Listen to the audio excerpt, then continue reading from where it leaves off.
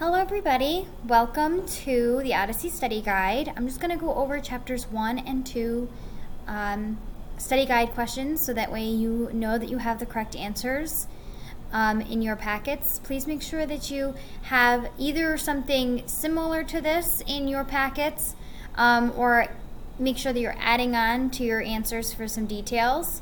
You can either type these answers or you can print this off to the library and hand write it. It's whatever's best for you. I know most of you have already been typing it, and that's fine. I actually prefer that you type it. It's easier for me to read it, but like I said, it's up to you. So, the answer to number 1, how long did the Trojan War last? The answer is, yes, 10 years is the answer. Where was Odysseus and his men headed after the war? Back home, right? They were headed to Ithaca in Greece. Who is the queen of Ithaca and Odysseus' wife? Well, we know this. It's Penelope. That is her name. We read a whole poem about her. Who is Telemachus? Telemachus is Odysseus' son, whom he left behind right as Telemachus was maybe a year old when he had to leave for the war. Why did Odysseus and his men land on the island? Now, this is, remember, we're going back to chapter 1. We're going over chapter 1, so this is the land of the Lotus Eaters Island. So I'll put that in there, just so that you remember, the Lotus Eater Island. Why did they land on there? They needed food, water, supplies, right? What did they discover on the island? A magical lotus fruit. And what was the matter with the fruit on the island?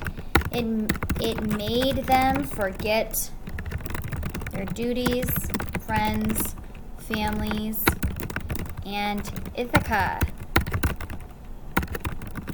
their home.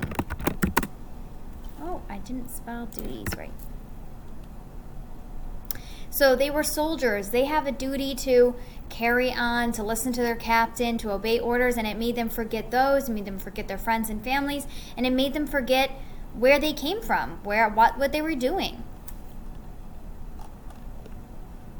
Feel free to pause the video if needed and go back at any point if I'm going too fast.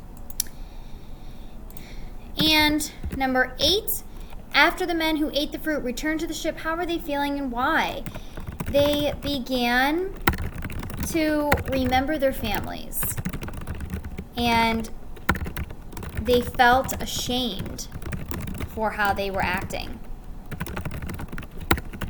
They felt kind of guilty for ever even forgetting them and for eating the fruit in the first place and forgetting them. So they started to remember them when they got back onto the ship, and the fruit, the effect of the fruit started to wear off. They started to feel bad. So this brings us into chapter 2. So they get back onto the boat and they're floating around for a while, and then they show up onto the island of the Cyclops. And they show up there, and the first question asks us, what did Odysseus and his men have plenty of, and then what were they lacking? What were they missing? Right? That's what lacking means. What didn't they have? So what did they have plenty of, and what didn't they have much of? So what they did have plenty of is wine. And they were lacking food. So they were hungry. And that's why they were there. And they were planning to do with the extra wine, what they were hoping is they were hoping to find some people on the island that they could either trade the wine for food for, or give it as a gift to the people on the island, and hopefully they could get some food in return, or they could get something for their travels, or they could get a warm place to sleep, a dry place to sleep. Maybe they could stay in someone's home for the night. So they were hoping to get some refuge out of the extra wine.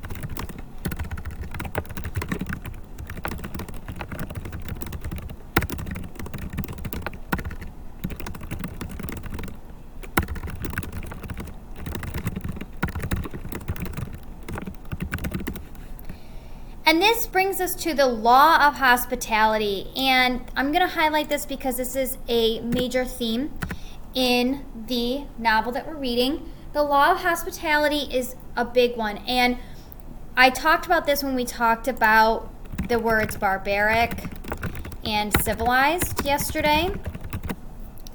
Right?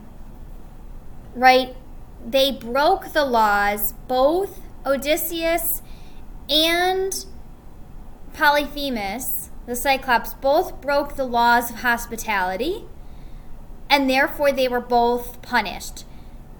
Polyphemus was punished by being blinded in one eye, and Odysseus was punished by essentially being strung off course and not being able to get home for 10 years.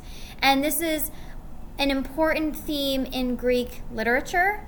It's the way that our author, Homer, is trying to teach us that this is an important rule in Greek culture, that you must be a good host and you must be a good guest.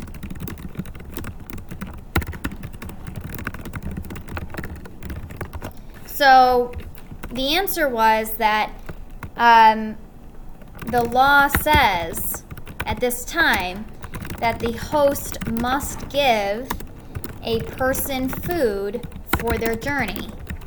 If you have a stranger come up to your door and they're saying, oh, we're on a journey and we're hungry, the law in ancient Greece was that you had to give them food. Even if they were strangers, you had to give them food for their journey.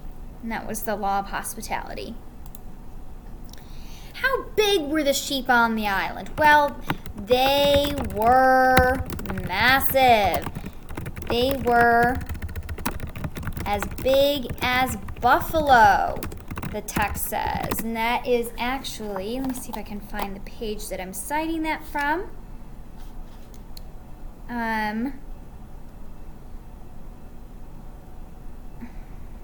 Page 13. Always want to cite our sources. The next question, what creature did Odysseus and his men discover on the island and describe it? Well, they found the Cyclops. And we were going to describe it. It's a one-eyed monster. He's extremely large, dirty, gross, bad manners, eats people, right? And how did the men end up hurting Polyphemus in the end? The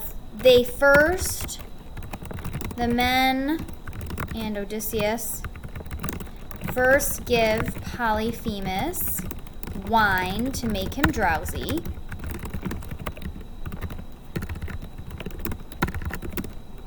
Then sharpened an oar into a spear and stabbed him in the eye to blind him.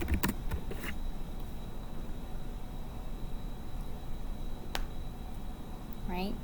And that's how they hurt him. And he was very upset. He's like, oh my gosh, I'll never be able to see again. I can't believe these men. I can't find them. They're hiding in my cave. And then the next thing is, how come when he called for help, why didn't the other Cyclopses on the island help him? And that's because Odysseus had tricked Polyphemus. He had told him his name was Nobody. So they thought that Nobody was hurting him. And so they left him alone. How did Odysseus and his men escape Polyphemus? They hid under the bellies of the sheep as Polyphemus let the sheep out of the cave to eat. And, of course, who is Polyphemus's father? Poseidon, king of the sea. Or not king, god of the sea. god of the sea.